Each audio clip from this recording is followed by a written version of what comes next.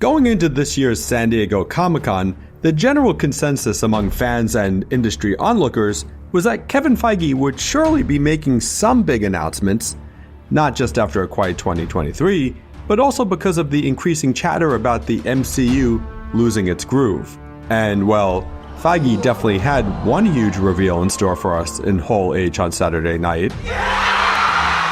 As you have no doubt heard by now, Robert Downey Jr. is returning to the MCU, not as Tony Stark or Iron Man, but rather as the highly anticipated Fantastic Four villain, Dr. Doom. New mask.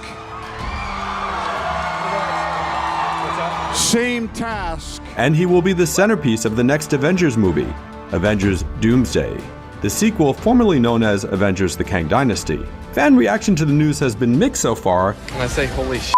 Really? Oh, wow. Absolute insanity. I'm about to pass out. And we have to wonder, is Downey Jr.'s return a feat of creative genius on the part of Kevin Feige?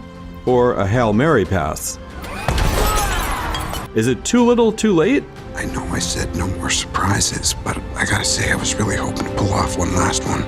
Let's look at why Marvel's Comic-Con news was huge, but also somehow still a disappointment, and what that might say about us, the fans. Are you yawning in the middle of this while I'm breaking it down? Huh? Did you hear what I said? Stop listening after you said we need a plan. It's been about 5 years since Robert Downey Jr. left the MCU after the death of Iron Man in 2019's almost universally praised Avengers Endgame. It will have been 6 years by the time the Fantastic Four First Steps, as the MCU movie is now called, is released in 2025, and where he will presumably show up in some capacity. On the one hand, that's a fairly long stretch to have had no RDJ in the shared universe that he helped build. Then again, that's the hero gig. Part of the journey is the end. But on the other, there's a whiff of desperation to this whole thing that can't help but diminish the excitement over the news. I'm not even tripping for it. Everything's gonna work out exactly the way it's supposed to. And of course I say desperation, but we are talking about very, very rich people here. Genius, billionaire, playboy, philanthropist. A lot of fans seem to feel the same way. We've got a poll running on IGN.com asking if Downey's casting as Dr. Doom was the right move by Marvel. As of this recording, 75,000 users have responded, and about 56% of them said no. Our YouTube poll has about 55,000 votes with a 62% negative response rate. And our Twitter poll adds another 20K of votes, with 54% of responses being no's. Of course, negative reactions to casting in a superhero movie is nothing new. Just ask Michael Keaton. I think that he's kind of a wimp. It don't seem that it's right, you know? I would have liked to seen a sexier person. Or watch the video I made about that fan uproar, but I can't help but wonder if there's something more going on this time. This is gonna be fun. Putting aside any nerdy questions about how exactly Downey Jr. could now be playing Victor Von Doom and how it will play out in the Marvel Cinematic Universe, we have to look at the current state of Marvel Studios and the perceived quality of the Phase 4 and Phase 5 MCU movies and shows. We're still in Phase 5 in case you're wondering. These timelines are so confusing.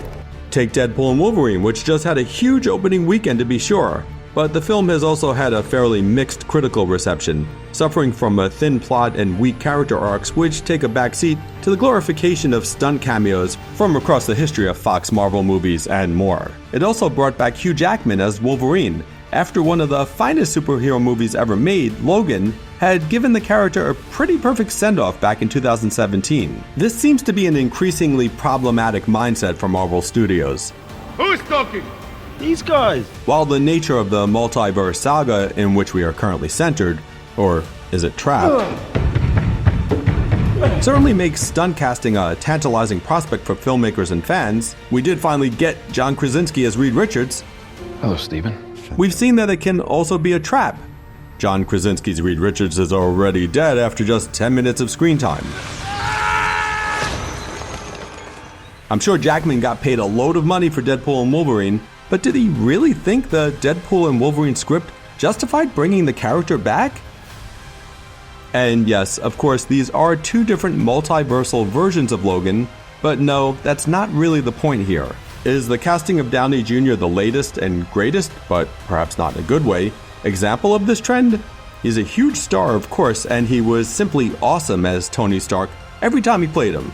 There would be no MCU without this guy, without a doubt.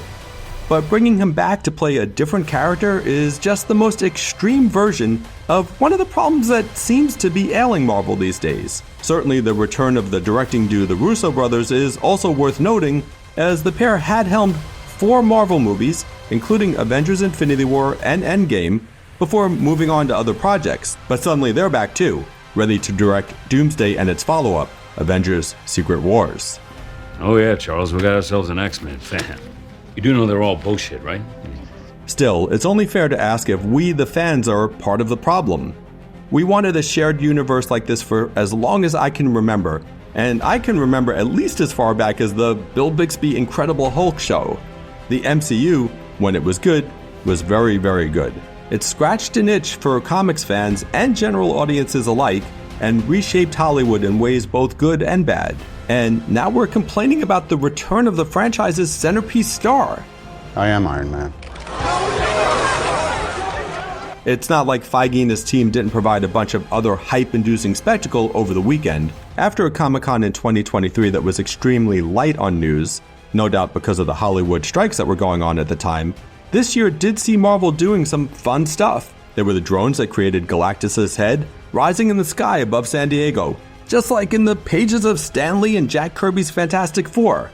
Only yes, that was in New York City. Deadpool and Wolverine stars Ryan Reynolds and Hugh Jackman took a victory lap with a bunch of surprise cast members joining them on stage. San Diego Comic-Con! It is I, Alexei Shostakov! The cast of 3 different upcoming Marvel epics appeared in Hall H, including Harrison Ford himself, who is now officially a Hulk, and then an array of Dr. Dooms, or were they Doombots, assembled, with one of them removing his mask to reveal that it was Robert Downey Jr. and that he was back in the MCU fold. But it didn't take long before many fans were wondering, where was the X-Men news? We were supposed to protect them! Where were you when your own people needed you? Hiding! Why do we still not know who the Avengers are in Avengers 5 and 6? And what about the Young Avengers? When are they coming? Oh, and how about that Avengers vs. X-Men rumor that was swirling all weekend? We at IGN even wrote an article on that just in case it was true. And you know, that's not Kevin Feige's fault. That's not Marvel's fault. The dude brought some pretty big news to Comic-Con, but we always want more and more and more. Just as the notion that Deadpool and Wolverine was going to get the MCU back on its right footing was also a fan-created thing, Marvel never actually said that the film was going to be the salvation of their shared universe, but the fans built it up as such. Let's go. Let's go. Think about it. Even though Feige had the casts of Captain America Brave New World, Thunderbolts, and even the Fantastic Four first steps on stage on Saturday night, a lot of people, myself included, were just waiting to see what the next big news was going to be that came out of the panel. Those movies are 7, 9, and 12 months away respectively. This is it? This is what we came all the way down here to... But we're already looking past them. Maybe we need to just go back to focusing on the here and now. Like, hey, we're getting a new Captain America movie, and it's giving us Harrison Ford as the Red Hulk, and it's bringing back the leader who hasn't been seen since 2008.